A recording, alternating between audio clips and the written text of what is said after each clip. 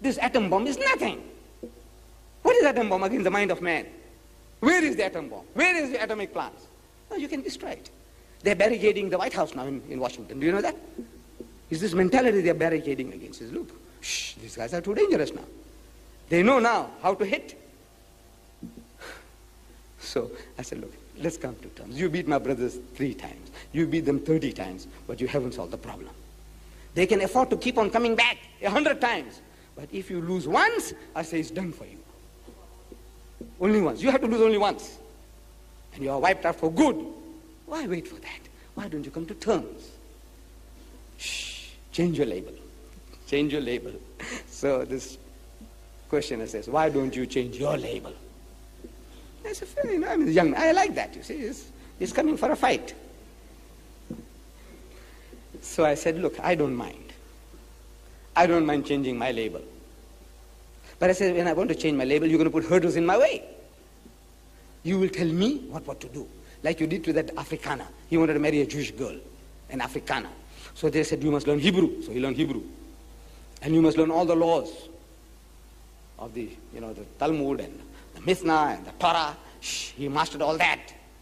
Then he says in the Sunday Times, there was an article with this picture, he said, and at the age of 23, I was painfully circumcised to become a Jew. Of course, they don't have to do it to us. We are already circumcised. But now, so I said, but that guy is still a 3rd grade Jew. In your mind, he's still a 3rd grade Jew. Let's say I succeed. First thing, you don't want a black man. The white man, willy-nilly, because your daughter is running away, you want to convert him. All right. But me, you don't want really. You don't want me. But suppose I succeed in going through all the hurdles and you convert me to become a Jew. I said, what have you achieved? I said, how many are you in the world today? So somebody said, we are about 12 million then. They are about 15 million now. 12 million. I said, all right. So you become 12 million in one. Me also become a Jew. It's 12 million in one. But I said, if you change your label, we are 700 million then. We are 1,000 million now. I said, we are 700 million. I said, we become 700 million in one. Can't you see the difference? I said, you are a businessman. You as a businessman, you know that if you have a product for which you have a market of 12 million pounds of 5 roses tea, for example. You change the label and you get 700 million people to buy. You are a bloody fool, I said, if you don't change your label. No? And there's no copyright on the label. No copyright. Put it on, man. You get 700 million customers for your product. You're a fool if you don't change your label. And I tell you, the young man, I can see very sincere. Look, there's some goodness in them. With all the things that are going on, there is certain goodness in them, which bulk of our people, they lack. They haven't got it. You know that Shatila and Sabra massacre, they killed every man, woman, and child. And even the horses were killed. This is the reminiscence of what they did to the Philistines in the book of Joshua, chapter 6, verse 21. And they killed every man, woman, and child, young and old, and even asses were not spared. Donkeys, they killed even donkeys, the Jews. So now, Sabra and Shatila, they did it again. But this time they said, we didn't do it. It's the Christians who did it. I said, all right, but who was showing the flares, torches? Who was showing the torches? Not you? But we must take off our hat to the Jew. They are our cousins. With all the shortcomings, we have a lot of shortcomings too. They have something good in them, I tell you. 300 to 400,000 Jews, they gathered in Tel Aviv outside Begin's house and saying, Begin and Sharon are murderers. There's blood on your hand. Resign. Did they do that? The newspapers of the world carried said they did that. That you are murderers. They called the Prime Minister murderers. The blood on your hand. You, Sharon and Begin, must resign. You are murderers. There's blood on your hands. When not a single Muslim nation, as far as I know, nothing happened in Karachi, nothing happened in Islamabad, nothing happened in any Muslim capital of the world. Not even a word of protest. So I am asking you. I know I'm ashamed to have this recorded, but it's a fact. I say, who is a better man, the Jew or you? He protested against his own people. So you are a murderer. There's blood on your hand, you must resign. 300,000 they gathered, and they made a big noise. The Muslim said nothing. So there is some goodness in him. And I believe that they are not meant for destruction. We haven't done our job. For 1,000 years they ran to Muslim lands, the Jews. And in 1,000 years, we didn't convert 1,000 Jewish families to Islam. This is it. Imagine, 1,000 years they came looking for shelter, for protection, for aid, and you couldn't convert 1,000 Jewish families to Islam. Either there's something wrong with you, or Islam is a spent force. You tell me, which? 1,000 years you couldn't convert 1,000 Jewish families to Islam. Why didn't you? Because you were satisfied, you were smug. You said, these are the Hazrat Musa alayhi salam ki qawm hai, these are the people of Hazrat Musa alayhi salam, leave them alone. Leave them alone. Allah says, ta'alaw, call them. Ya Ahl al-Kitab, O Jews and Christians, ta'alaw, come. No, you didn't read that. Ya Ahl al-Kitab, la taghlu fi dinikum. You didn't read that. That's the trouble. You're not doing the job. So what, Allah comes down from the heaven with a whip in his hand? No. He just tells the guy, says, give it to him. Give it to him. He is taking my name and he's not doing my job. So the law comes into effect, as Allah says, وَإِن تَتَوَلَّوْا يَسْتَبْدِلْ قَوْمًا غَيْرَكُمْ.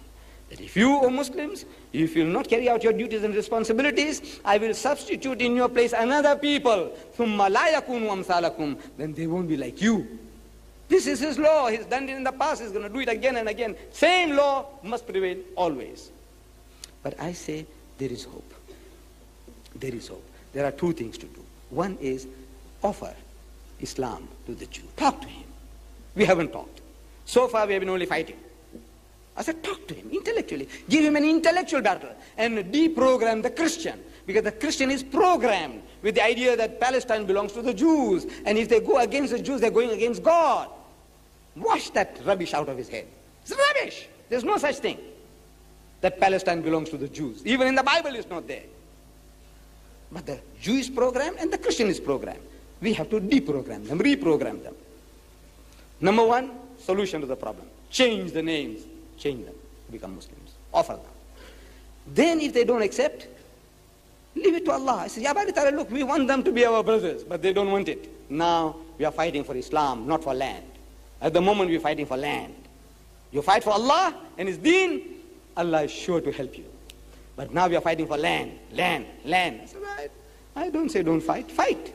But look, open a second front, intellectual front. You can give battle to them intellectually.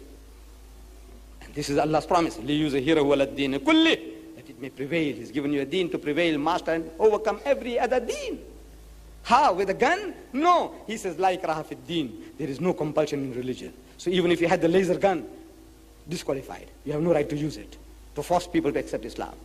Then how? With the intellect, you can do the job against the Jews, against the Christians, against the communists, against every ism. Islam is destined to master them all. Try. Number two, every time we go into battle with the Jews, we are not fighting the Jews alone. We are fighting America. Do you know that? In 1973, Sadat did the job. They broke the Bar-Lev line. They crossed that Red Sea. They broke the Bar-Lev line. And America came in direct intervention. That Khabis from there. Direct intervention. With his men and material he poured in, direct into the battlefield. So every time now we are fighting the Jews, remember this, that we are not fighting him, we are fighting the Americans. Now how you can fight the Americans? That weak that we are. I'll show you how. You see, Harry Truman, the deceased President of the United States, in 1948, he divulged a secret of how you can beat the American. He's telling you, but you know, we don't catch. In 1948, Israel declared her independence. Within 2 minutes, Truman recognized Israel. Within 2 minutes, as if he was standing with open mouth, ready like the young man once you're getting married. We say in our language, nikah kabul ki. He says, you know, you accept that woman as your wife. He says, ki means yes. Like that, he's just saying, yeah. You know, when you want to get married, how the guy is waiting, the young fellow, so you accept her? So, yeah. That guy was waiting with his open mouth, who? Truman, to say he accepts her as his bride. Who? Israel. So a reporter subsequently, at a press conference, asking him, said, look man, what was all the hurry for? You know, 2 minutes. That means this guy just says, you know, we declare independence, and by the time the voice reaches there, he said, we accept. What was all the hurry? You know, there are 100 million Arabs. They'll be offended with you. So Truman said, there are no Arabs in my constituency. In other words, the people who voted me into power